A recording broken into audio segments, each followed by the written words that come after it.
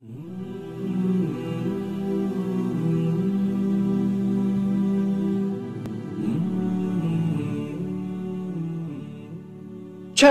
ای آدمی از یاده هموار میترسی؟ اگرچه بنده ای از خالق جبار میترسی؟ چرا گم میکنی عمرت نداری ذره پروا؟ چرا از کم شوی مال این بازار میترسی؟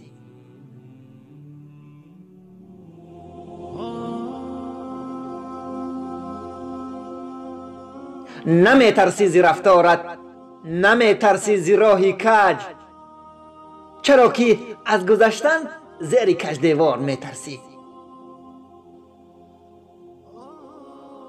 نمیترسی زی فرجامت، فراموش کرده ای مرگت،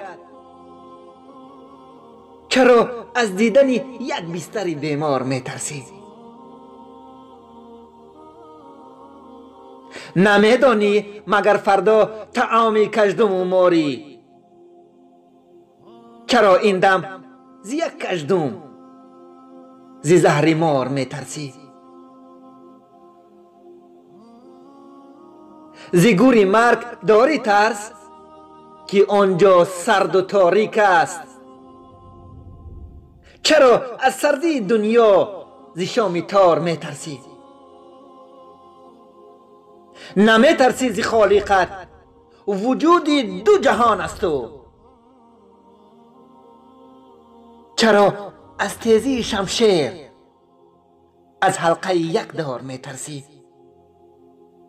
مگو ای دل دیگر باره که از اغیار میترسی؟